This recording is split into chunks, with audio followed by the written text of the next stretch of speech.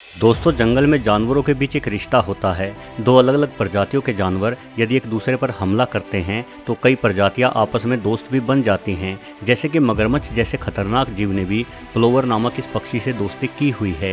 ये पक्षी बेखौफ होकर मगरमच्छ के जबड़े के बीच में बैठ जाता है और मगरमच्छ के दांतों के बीच में फंसे मांस को खाता है। इस दोस्ती से एक और मगरमच्छ के दांतों की सफाई हो जाती है तो दूसरी ओर प्लोवर पक्षी को भोजन मिल जाता है। अलग अलग प्रजातियों के जीवों के बीच दोस्ती के ऐसे और भी अनेकों उदाहरण आपको मिल जाएंगे। लेकिन सांप बेचारा एक ऐसा जीव है जिसका कोई दोस्त नहीं है, बल्कि हर एक जीव सांप से नफरत ही करता है।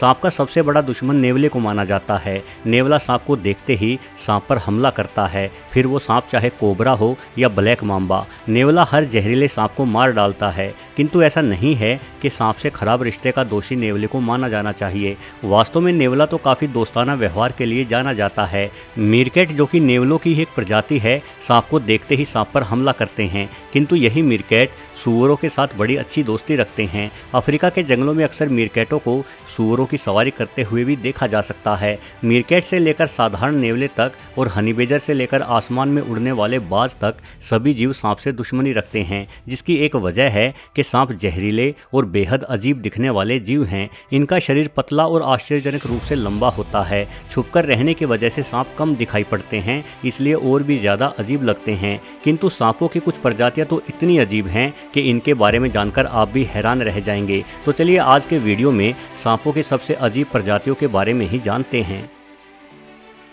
Spider tailed viper. दोस्तों, देखा जाए तो सांप और मकड़ी दोनों ही ऐसे जीव हैं जिनसे हर कोई नफरत करता है। किंतु क्या हो कि यदि ये दोनों ही जीव एक साथ आपके सामने आ जाएं। इसे देखिए, ये अद्भुत सांप केवल पश्चिमी ईरान में पाया जाता है। इस सांप का पूरा शरीर सांप जैसा किंतु पूंछ किसी मकड़ी जैसी होती है। लेकिन इस अनोखे शरीर से स्पाइडर टेल्ड स्नेक को काफ़ी लाभ मिलता है। जब ये सांप पत्थरों पर अपनी पूंछ को फिराता है तो ऐसा लगता है कि मानो कोई मकड़ी अपनी टांगों का इस्तेमाल करते हुए तेजी से गोल गोल दौड़े जा रही है। इसलिए इस मकड़ी, जो कि वास्तव में सांप की पूंछ है, को खाने के लालच में कोई चिड़िया हमला करने की कोशिश करती है और वो चिड़िया खुद ही स्पाइडर टेल्ड वाइपर के जबड़े की पकड़ में आ जाती है। अपनी पूंछ का लालच देकर शिकार करने का यह तरीका काफ़ी अनोखा किंतु बहुत कामयाब है। स्पाइडर टेल्ड इसी तरह से करोड़ों वर्षों से चिड़ियों का शिकार करके अपनी भूख मिटाता आया है।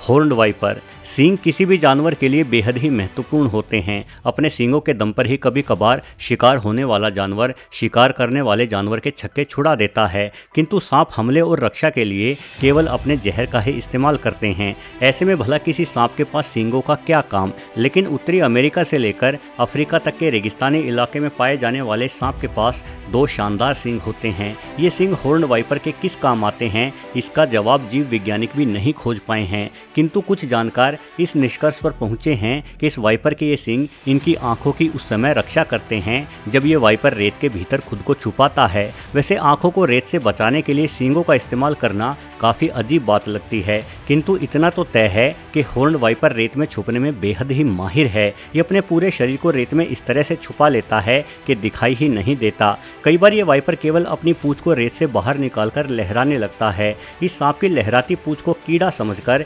छिपकली जैसा कोई अन्य रेप्टाइल हॉर्न्ड वाइपर की ओर लपकता है और हॉर्न्ड वाइपर बिजली की गति से झपटते हुए शिकार करने आए उस शिकारी का काम तमाम कर देता है।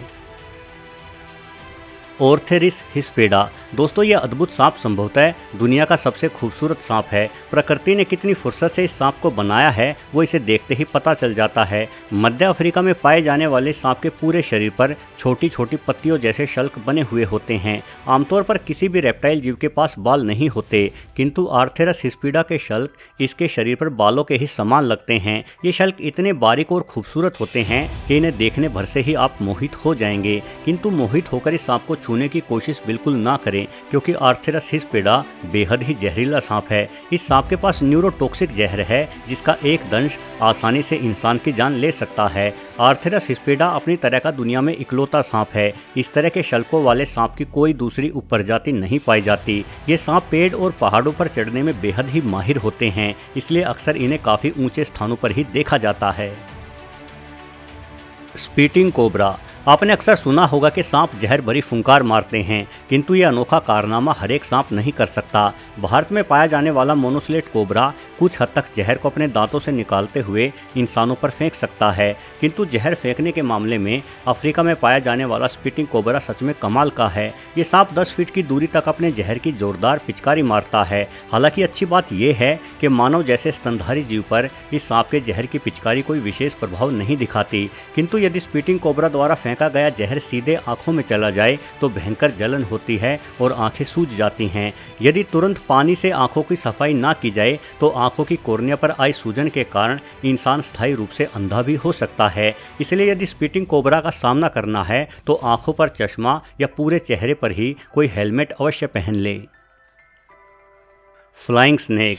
दोस्तों, सांप की सबसे बड़ी मजबूरी ये मानी जा सकती है कि इन बेचारों के पास चल सकने के लिए पैर नहीं होते, किंतु सांप खुद में बदलाव करने की अद्भुत क्षमता रखते हैं। इसी क्षमता के दम पर सांपों ने बिना पैरों के ही रेंगते हुए चलना सीखा, तो वहीं सांपों की कुछ किस्मों ने बिना पंखों के ही उड़ना भी सीख लिया। उड़ने वाले ये सांप भारत, श्रीलंका, फिलीपींस और कई अन्य दक्षिणी पूर्वी एशियाई देशों में पाए जाते हैं। हालांकि ये सांप ऊंचे पेड़ों पर रहते हैं, इसलिए कभी कभार ही नजर आते हैं। ये मुख्यतः छिपकली और पक्षियों आदि का शिकार करते हैं और ऐसे शिकार करने के लिए इन सांपों का जहरीला होना भी जरूरी है, किंतु उड़ने वाले सांपों में किसी मनुष्य की जान ले सकने जितना जहर नहीं होता।